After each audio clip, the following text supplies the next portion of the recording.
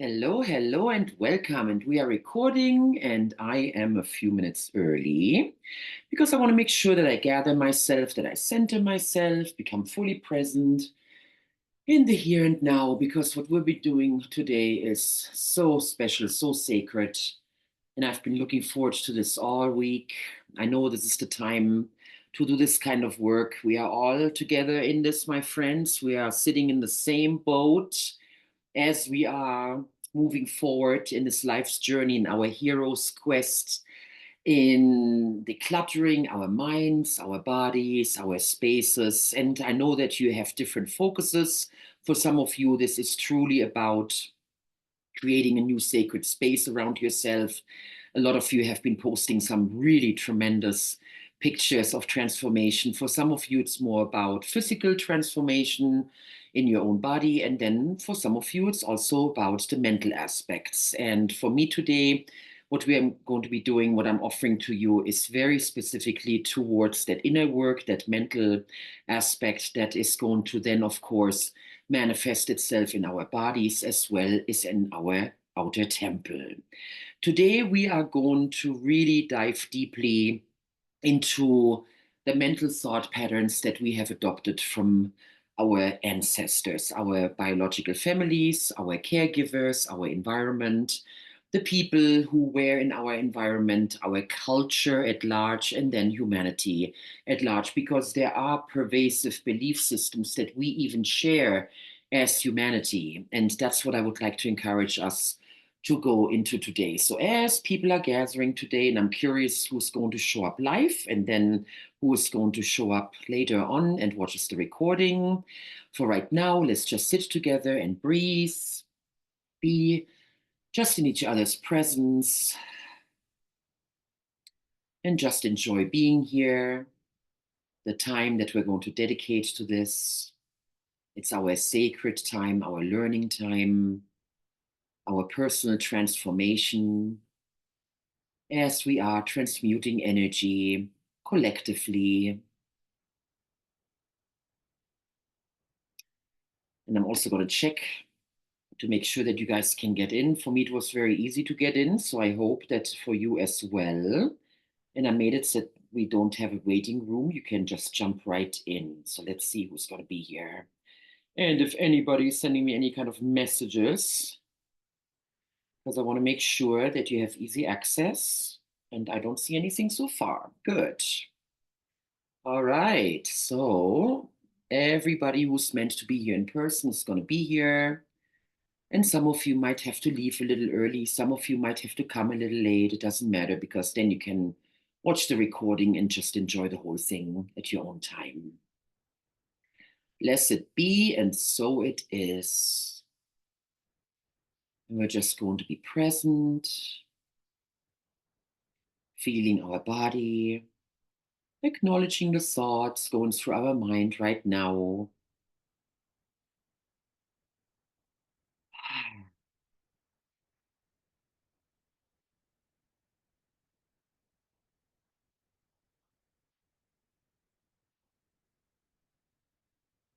I was meditating earlier this morning and I thought to myself, so what is it that I want to tap into today?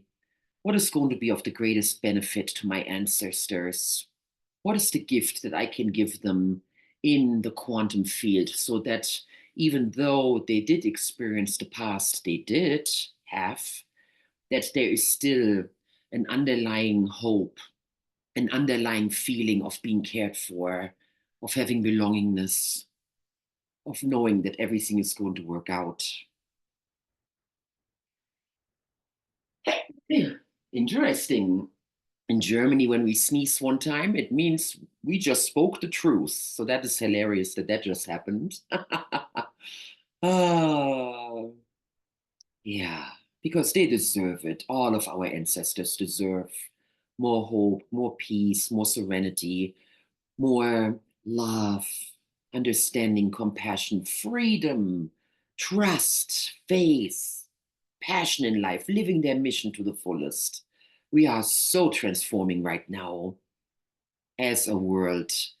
I just thought about it, that no matter where I go in the world these days, I have meaningful, amazing conversations with people about these topics, these subject matters of transformation, of raising our consciousness, and having these paranormal occurrences becoming essentially everyday life occurrences, deja vu, and having inklings about people having deep intuitions, watching synchronicities happening all around us. Yeah, so as you're tuning in today, I welcome you with an open heart. I'm so grateful that you're here. And everybody who's going to show up today is here for a reason. So you just join us at whatever time you can, and you can listen to it a couple of times so that it can go even deeper. And I was approached about giving us more time and making sure that we really go into the depths, doing some journaling. So I always watch those live streams as well afterwards again with my journal. And I am going to hit the pause button to give myself more processing time. So please take advantage of that. That's why we have this wonderful technology available. So Heather, you're the first one to be here today. Welcome, welcome, my dear. I've really enjoyed your posts, and you are going, my friend. You are on fire. Welcome, my dear. And you are still muted. Sorry.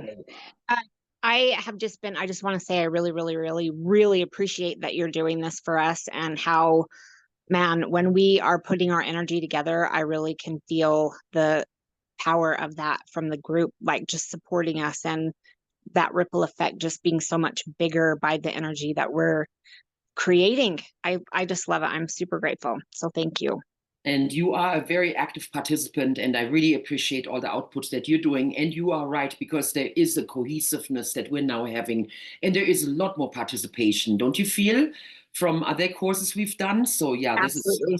super exciting. Yeah, so I'm super grateful for all the pictures I get to see, and the improvement that you guys are showing, the questions that you're posting, everybody. So yay, this is totally happening. And what a great format. I'm super grateful that we do have Facebook, that we have these group gatherings, and that we're able to connect on such a deep level, even from afar. So isn't that cool? Because we are literally having people from coast to coast who are joining us in this adventure, north and south. And I'm going to be going here in a couple of days, and I'm still able to connect with you all. So yeah, this is awesome.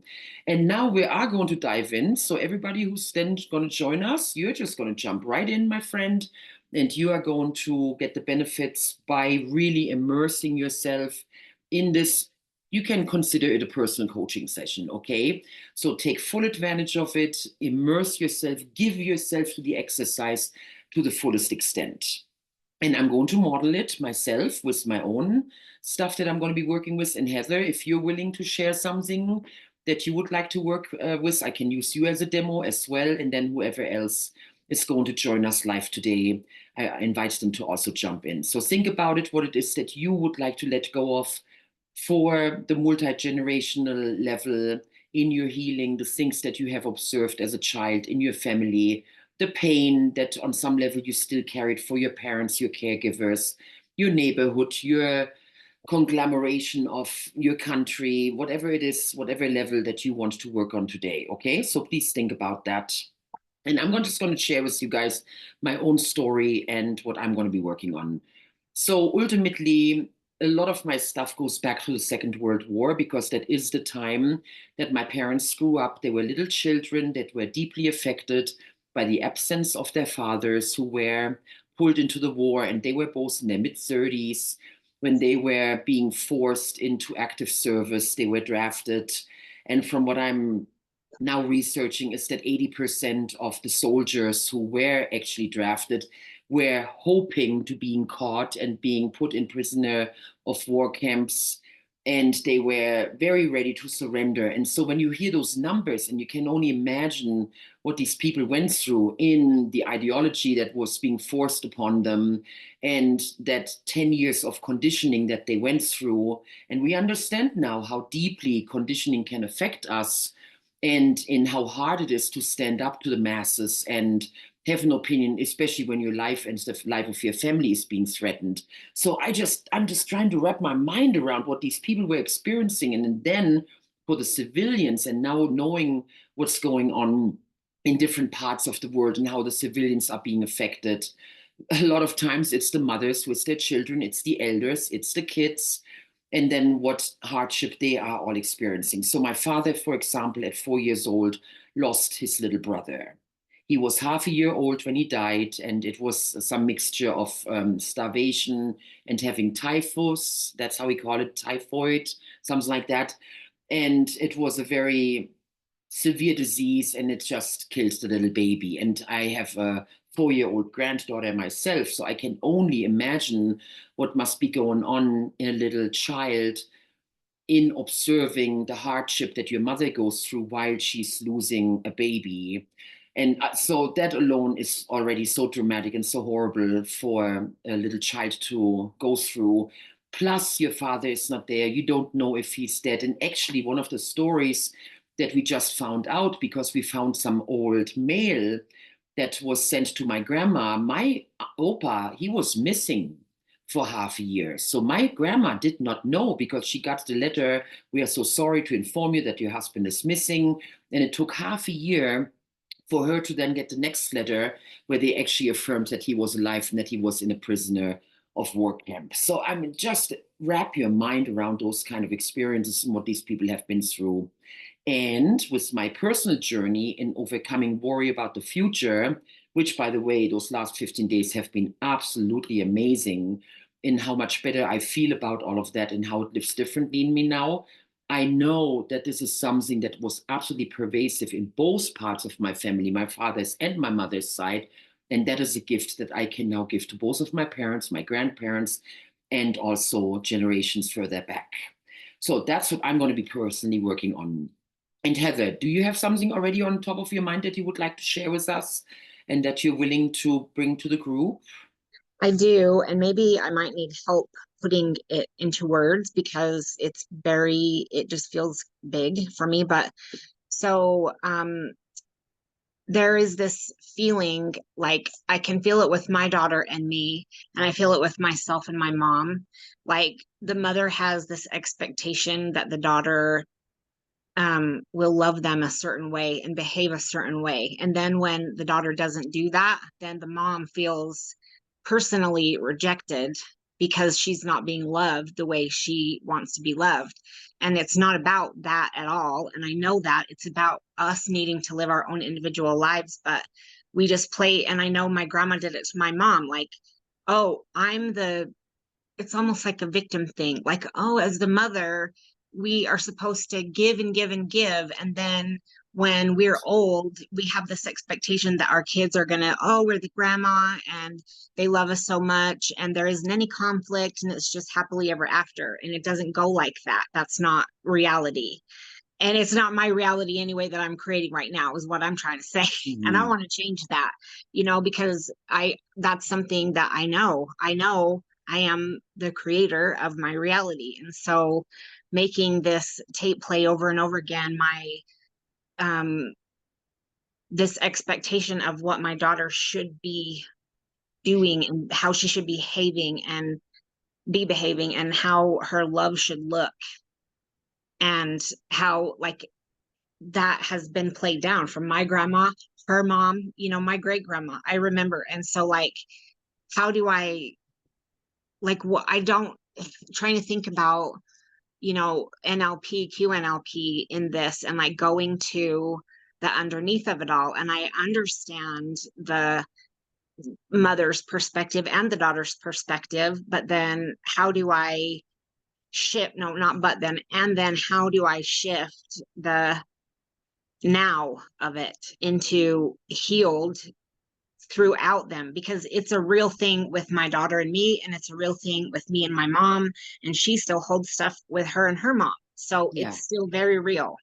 And you definitely see the chain of how it is pervasive through the generations, and it just gets passed on from mother to daughter. Yeah. Mm-hmm. Yeah. So the underlying belief then, is it along the lines of something like you can't be your real self, you disappoint others if you live your own life? Where do your thoughts go, and what are your words for that when you put it into a sentence? Like the love that I thought the love that I expected to be receiving isn't showing up the way I imagined that it would. And so It's more clear. okay, so like I'm sad because I thought that I would be able to see my grandbabies and my kids when they had their lives. You know, I thought that I would still be connected to them, and there is a disconnection. And I have felt that with my mom, and she really struggled with that. So I feel disconnected to my daughter because of these unspoken generational stories that we play about what love should look like and what you should be doing for me with in showing your love. You know what I mean? Like your love and your behavior should look a certain way and it doesn't. And so you're We're failing. talking on the behavioral environmental level right now. So I'm looking for the deeper core belief that is driving this behavior of I not being struggle able with to this one all the time. Bonnie gets me on this one all the time too. connect. Oh my gosh. That's why we're helping each other, right? Because we Yeah, have to for clarify sure. it. So For sure. it's like, I'm not worthy of having the love I thought I deserved. right, I'm not worthy of that love. feel that, feel into that. And look at your mom, look at your grandma, look at your great grandmother. I'm not worthy of the love that I think I deserve. And there are two components to it. There is the I'm not worthy of love, and there's also a framework around this is the love I deserve. So it's Mm-hmm. very interesting that those two pieces are coming together. I deserve love. I'm not worthy of it. There's a certain type of love I deserve, Mm-hmm. which has specific criteria, and that goes Right. into the love languages, spending time, for example, is what I heard. Actually Mm-hmm. being in each other's lives Right.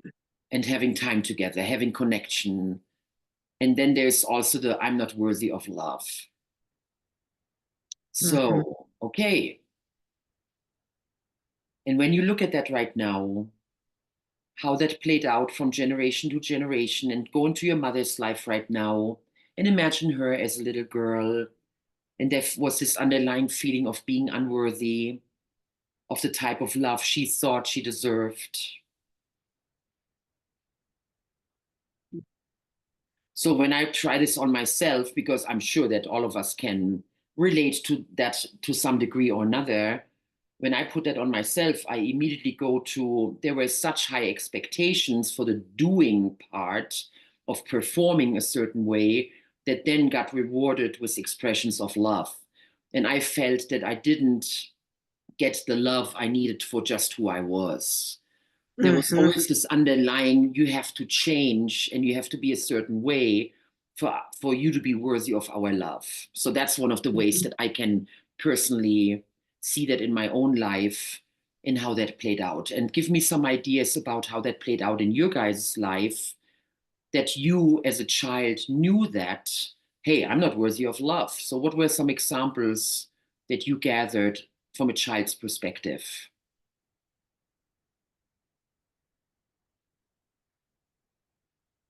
Well, I will say that, I mean, I remember from a very young age being playing alone and feeling like um I I was so broken and, you know, small and insignificant that nobody would play with me. And so I just had to play by myself. Even my own mom, my own family was too busy or too preoccupied to play with me. And so that taught me that and like the only reason why kids weren't playing with me is because I was 5, you can't go play with, but in my mind, because I was alone, that's the story that became. And, I can see from even before that reasons why I would see that, the hurt things that had happened and just feeling like I was so insignificant and not deserving. And so then growing up, like, I'll do this for you and show you how much I love you. So I'm earning your love. Mhm. So then you should be earning my love too, because you should be showing me things by loving me back that way. And you Yeah. said the word twice now, and I did take a note internally when I heard you say it the first time, and that was insignificant. Yep. And insignificant is another word for don't matter. Mm-hmm. I'm not being seen. I'm not being heard. I'm sure you have some other definitions around that. And that is now, as I'm saying, we're digging for the core. What is causing that? So when a child is feeling insignificant and non-deserving of love, and of course we're using the law of attraction frame here, of course, then the universe is going to give us exactly the matching frequencies and the matching behaviors with people showing up that are matching that belief. Okay? And that's how we can now claim our power. So I would like for you to think about times in your life when you did feel significant and you did feel deserving, and really tap into that right now in your adulthood, in times of great happiness, belongingness, feeling connected, a friend, a significant other, great times with your children. Really tap into one of those super high moments in your life when you felt significant.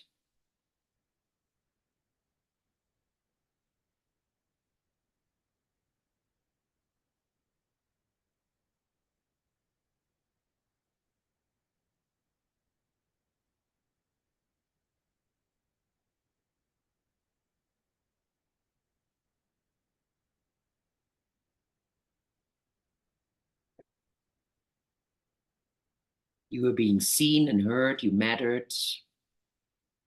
And we've had moments like that in our classes when you expressed yourself and we celebrated you, when you shared successes with us. So I know you have those moments. Oh yeah. It's so that's the beauty of doing this work, is that the the ability to recall the Yeah. goodness and the beauty. Like there is just such an abundance of gratitude. And like I'm kind of glad that I can't identify my core fucked up feeling, because that means, you know what I'm saying? Like that Mhm. means I'm not even in that space to be thinking about the shitty shit of it. Like I know to get there and to heal it, you have to, but that also tells me I'm not living in my stuff like I used Yes. to. Yes, you have the ability to actually recognize it. Funny, Mm-hmm. that's actually a discussion I had with a friend the other day where I'm like, and when we're so in it, we can't even see that we're in it. So Mm-hmm. yeah, blessed be. That shows the journey and that shows also the growth. So you Mm-hmm. can identify certain experiences where you absolutely felt significant, you were heard, seen, affirmed, and you totally knew that you mattered. Okay. Think Mm-hmm. of a very specific one right now. Okay. And go there in your heart, go there in your mind, fully put yourself there again, and just give your whole self that experience. And then please give that to your mother, that she can have that feeling as well, and that it's normal for her to feel that, especially as a little child. And for our other friends who are tuning in, please do the same thing for yourself, because I know we all are dealing with different levels of deservingness and worthiness. So step into those moments in your own life as well, feeling absolutely significant and that you matter and that your life has great purpose and worthiness, and you are worthy of love. You're deserving of attention, being lavished with love and being nourished just because of who you are, just because you're here. And give that gift to your parents. So Heather does it very specifically with her mom, and I also invite you to do it with your dad. And everybody, let's just do that together, that we visualize our parents and we give them that moment that we can feel in ourselves. And then we give that to our parents.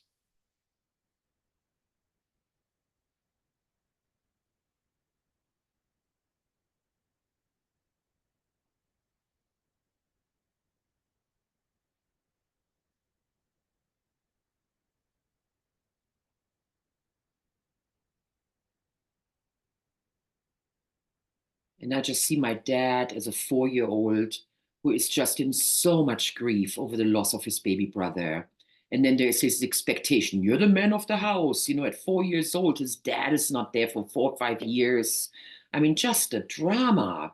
And for him to now get that big wave, and it's like an angel appearing to him and wrapping their arms around him and just letting him know it's going to be okay.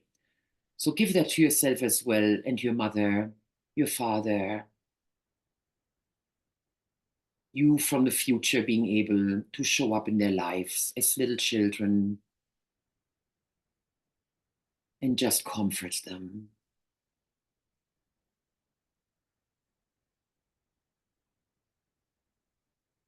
And then become them and fully receive it.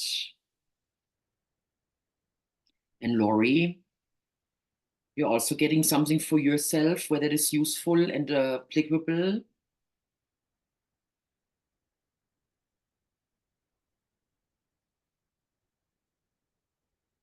Yes.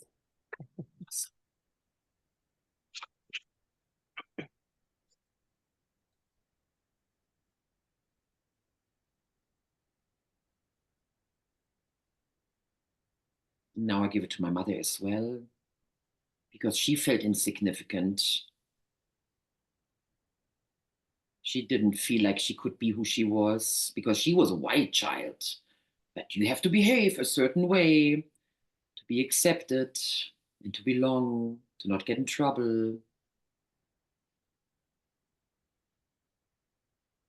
So make sure that you're showering both of your parents with that energy, and go back and forth, become your parents, receive it, and really feel it from their point of view. And because we are all entangled and we all entrain each other, that's why this works. And you can feel their emotions and you can relate with them on a deep, profound level that they actually get the gift, no matter if they're still alive or if they have already passed on. That energy that is their specific expression in this universe gets it right now.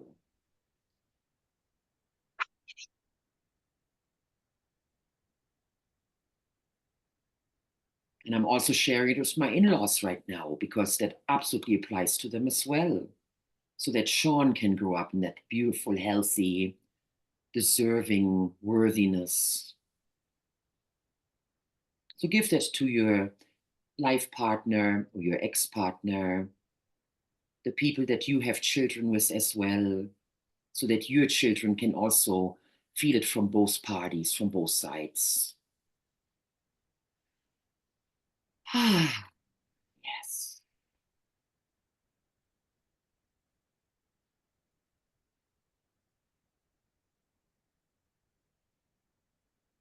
And as you're sitting there or standing there, just imagine how right now your feet are going like roots deep into the ground. And so on the right side, it is more of the male energy. This is your father, the king of the kingdom, who creates the space. He makes the rules. He is the order. He is that part that goes out into the world and he conquers and he makes things happen. All metaphorically speaking, of course. And then on the left side, it's the mother. She's the queen. She fills the realm, the kingdom, with her beauty. She creates the space for playing and singing and dancing and expressing our emotions. The perfect counterbalance to the king. And together, they're creating this very, very strong, stable, and joyful empire that you get to grow up in.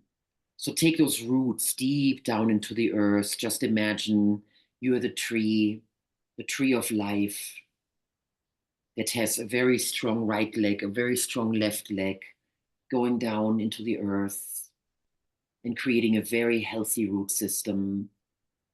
As you concentrate on the right side, and it's your father's ancestors. And just let that feeling of being significant, of mattering, being seen, being heard, being affirmed, being acknowledged, let that go through the generations all the way back, thousands of years. All of those people get to have that spark.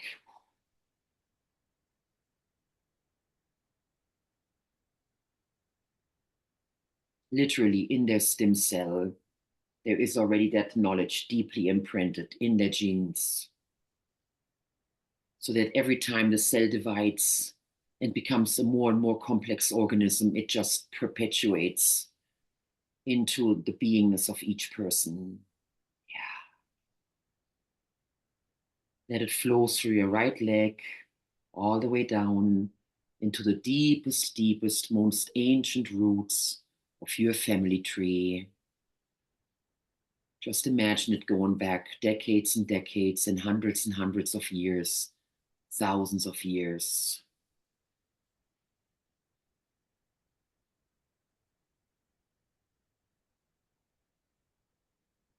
And now do the same thing for your left leg,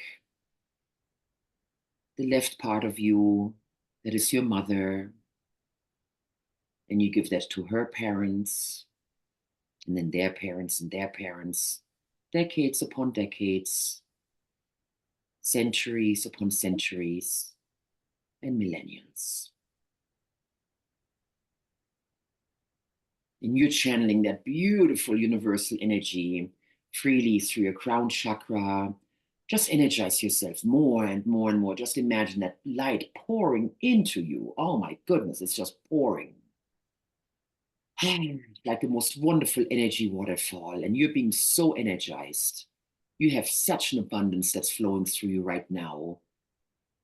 And it's just flowing and flowing and flowing. And then it touches your crown chakra and it lights it up. It touches your third eye and lights it up, into your throat chakra, lights it up, into your heart chakra, above your navel, under your navel, into your root, and then all the way down into those beautiful two standing legs of your ancestry.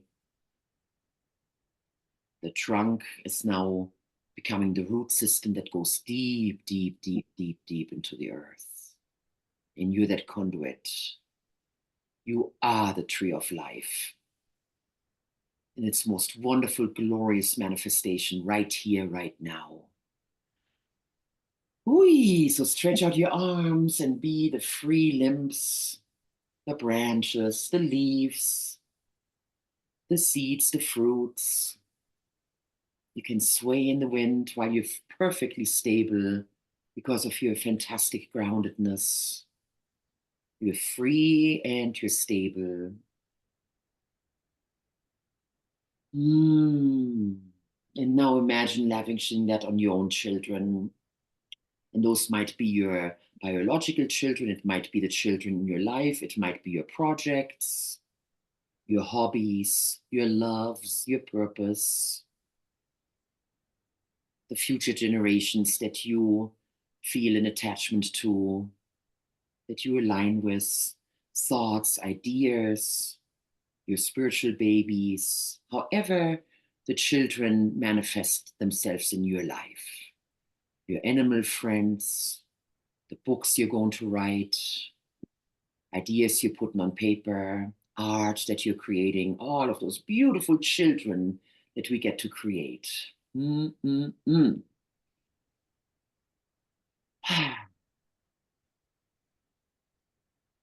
from that space right now, Heather, very specifically, and then Lori, I ask you to, what is that new belief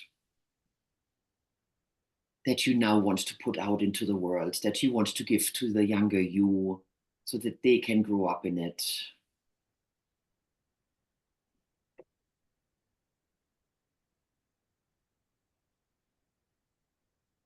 I I stand in my divine power all the time and accept who I am. And how about the worthiness of receiving love? What I'm hearing is I'm being loved exactly the way that my soul needs to be loved. Yes, I love that. I love that. I get exactly the type of love. I get exactly the love that I need for my soul to have its greatest journey in this lifetime. That makes logically a lot of I love it. sense. And I'm Yes. sure it can be condensed a little more. So it becomes a very flowing, powerful statement.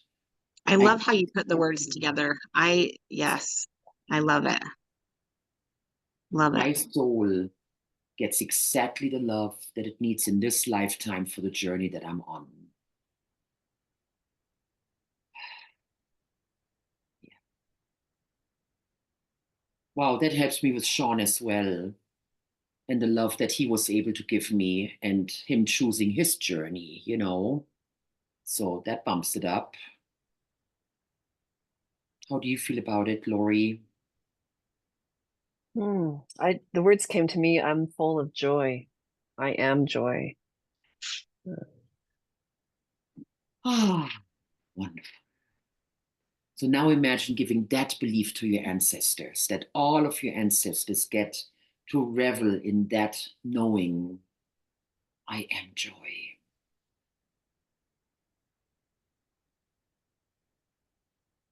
I am pure joy. My life is joyous.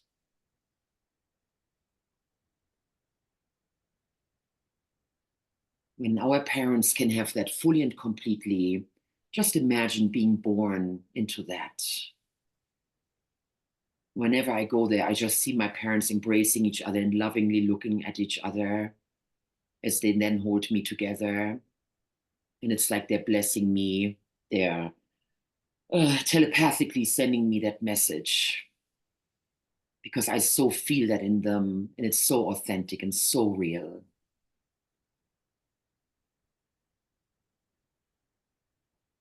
And their parents are able to give that to them. I see my grandma, my grandpa on my father's side holding each other, holding their baby, and bestowing that beautiful blessing on him. I see my grandparents on my mother's side doing the same thing. So give that to yourself as well, that your parents are born in that energy because it's real and we know that. We know we can totally tap into that and that there are parallel universes and other dimensions where it's 100% happening. And it's our choice to open the book of the universe to that very page. That's what's so awesome about the quantum universe. Oh, I'm getting goosebumps. Yeah, baby. Do you understand that, you guys? It's as real as what we consider real right here, right now. And the more we believe that, the more we can pull that reality into our now reality, and then we get to live it. And all of a sudden, our relationship with our parents does change. And things that might have been unconceivable 10, 15, 20 years ago, or when we were children, are now all of a sudden happening. And I'm the living proof of that in the relationship with my own father, where it's going to be 10 years now, his next birthday when he turns 85. And it was his 75th birthday when he had this humongous spiritual awakening. And we had all of a sudden a completely different relationship with each other. Wow. And now I get to benefit from it every single time I'm on the phone with him. And I feel that love, or when he hugs me, when he picks me up at the airport, or he says some really sweet words when we part again.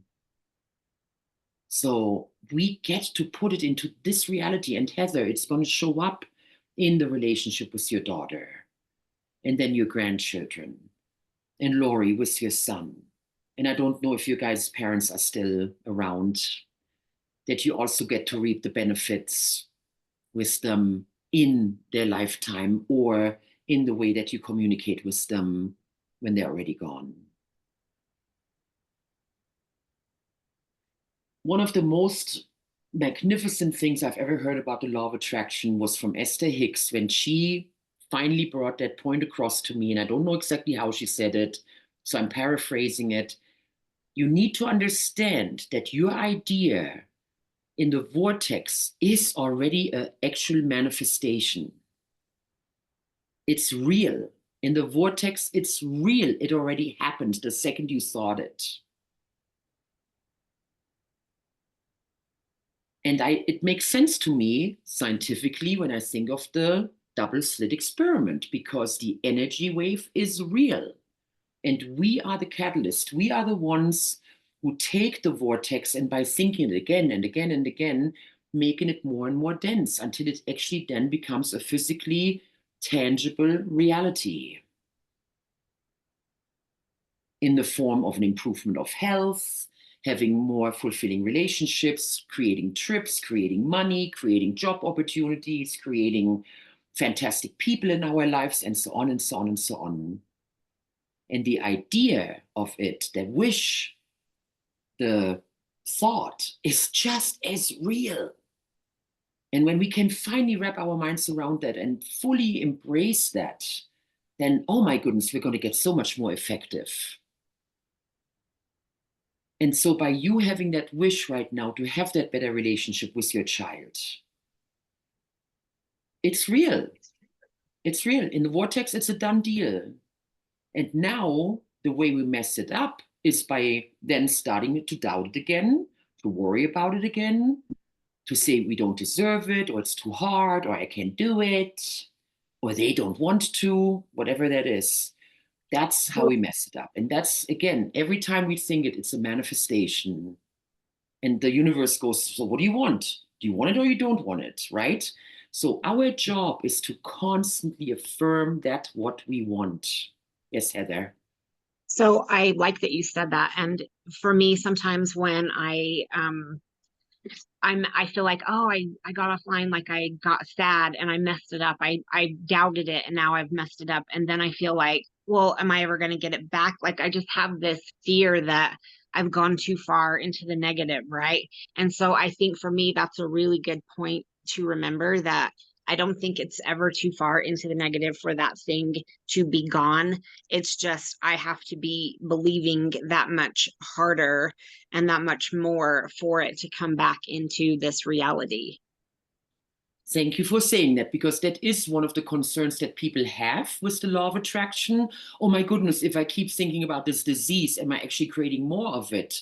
And the very simple, straightforward answer is actually yeah, because you are getting what you're predominantly thinking about. And that is Earl Nightingale, and I'm listening to him again, The Great Secret, that ultimately our reality is a manifestation of the thoughts that we spend the most time with.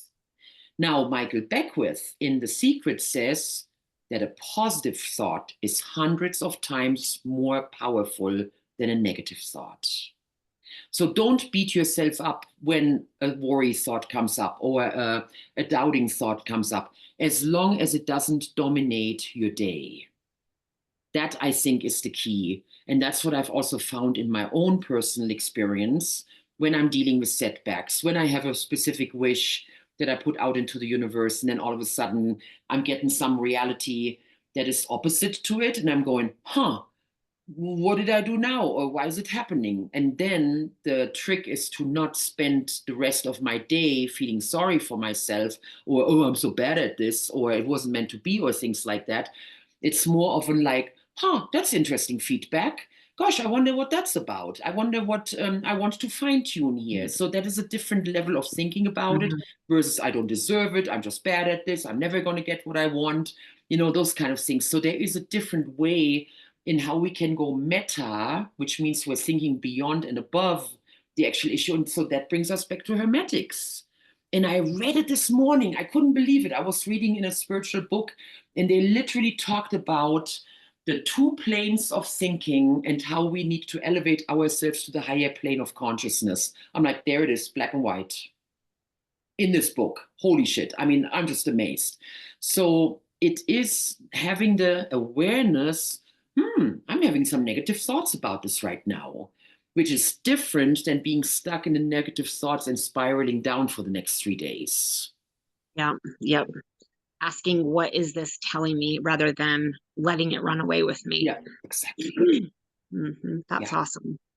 Yeah, Lori. Oh, I thought you raised your hand. Oh, no. Okay, cool.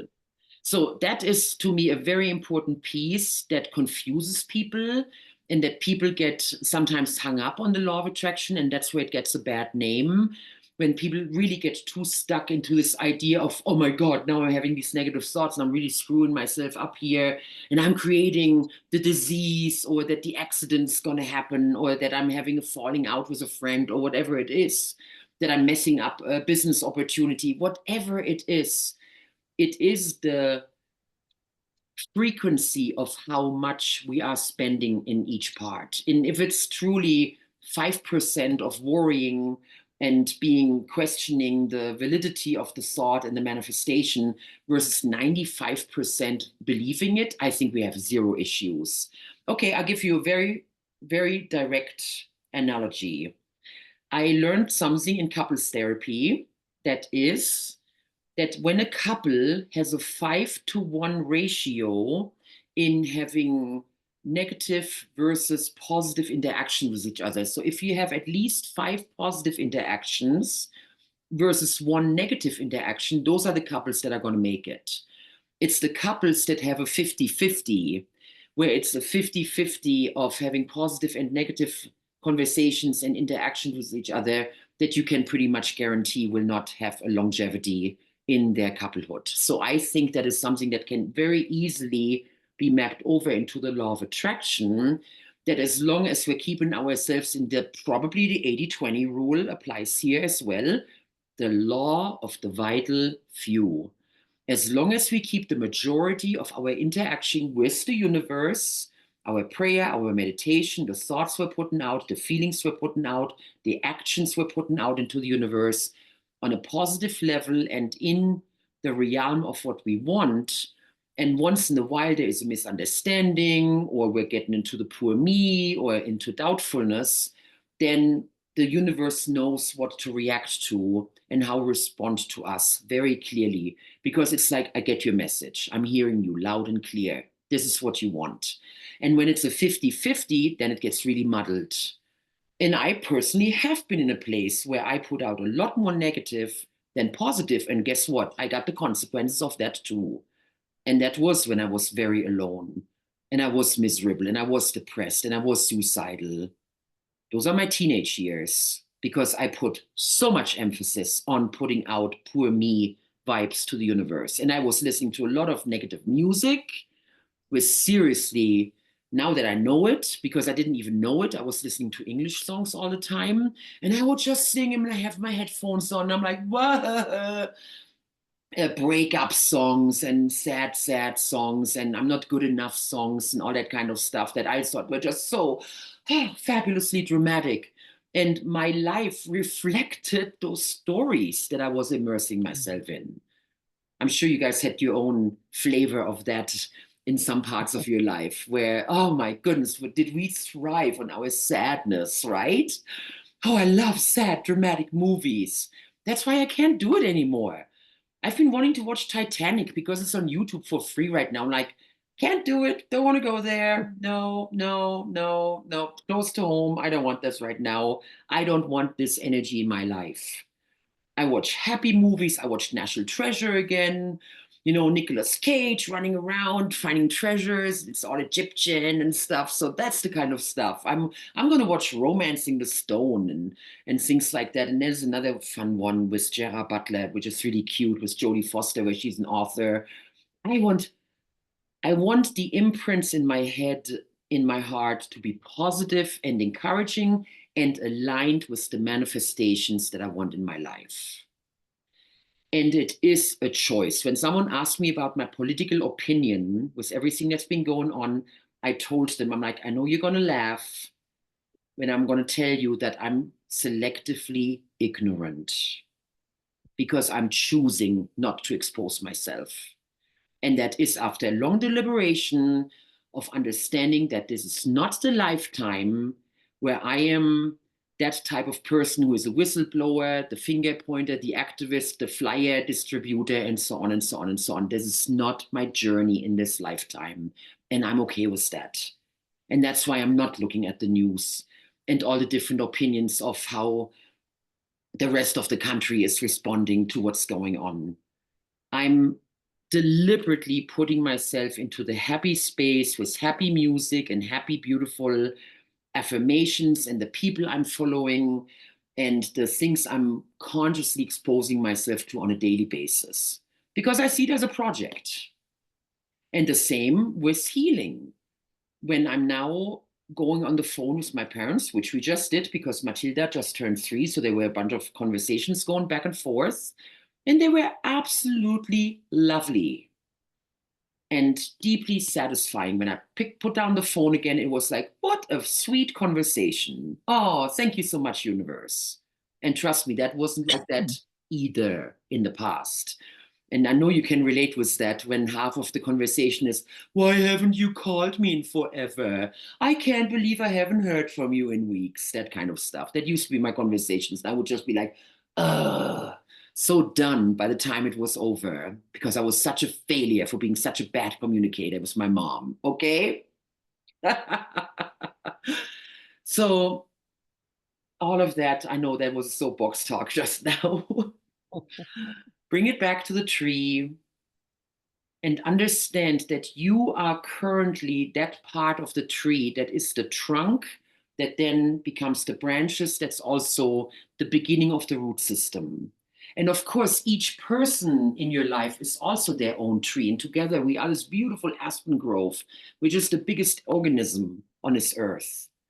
And we're all connected and all of our roots are connected. And I would like for you to also acknowledge your children, our offspring, as their own tree of life, that we are then the roots. So give that to yourself as well, that you are now the root system for your children and your future manifestations.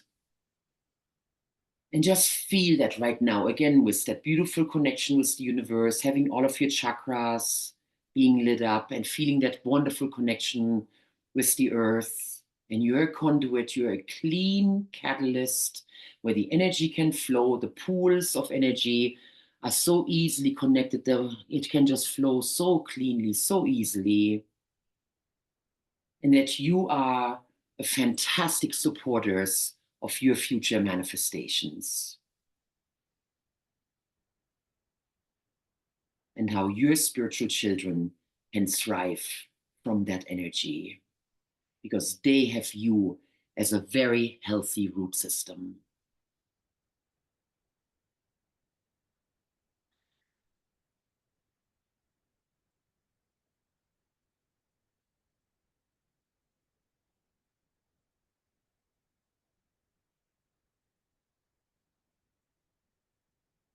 And as you project yourself into the future, let's just go a few years into the future and just notice by being deliberate about this work and keep moving forward on your own hero's journey. Keep reformatting your own relationship with your ancestors, how you are becoming more and more a healthy root system for your future manifestations in the form of people, ideas, manifestations in all areas of your life, your financial security, your abundance, your career development, living your legacy and leaving a legacy for the future generations, for the earth. A phenomenal contribution that you made. You were able to have a fantastic impact. Your own health and well-being as you grow older, your lifestyle choices that you get to make, the things you get to experience, how you express yourself. Oh, wonderful. And notice how that influences the coming generations. And perhaps you can even hear the words right now where your future generations thank you for how you were able to love them in a way that was working for them and how deeply satisfied they are with your relationship.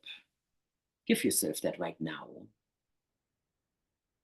With your physical, your spiritual children, your future manifestations in the form of friends and community, even money, even tangible things that you want to attract into your life, even your car. Your car says to you, thank you for loving me and for taking care of me in the way that I need to be taken care of, so I can be your vehicle. I mean, seriously. Your career thanks you. Your lifestyle thanks you. Your body thanks you. Thank you for loving me in the way that you nourish me in just the way I need to be nourished. So this goes a lot deeper, Heather, actually, when you think about that love, that idea of loving someone else or something else in the way that they want to be loved. Wow, everything around us, right? Actually, we can be in that relationship with. Yeah, your house, Yeah, cool. So thank you for bringing up that very profound example. So I'm giving that to my parents as well, and I should feel so much more peace. Ah, there is hope. Yeah, so that journey continues. And Laurie, do you want to share with us also what you specifically worked on? Sure. I worked on healing my relationship with my son and his father who's passed, and then my parents as well, who've both passed. So kind of just that generational. Yeah. And So then what is the belief that he now gets to observe in you? unconditional love. Is that pure love and support. Lovely.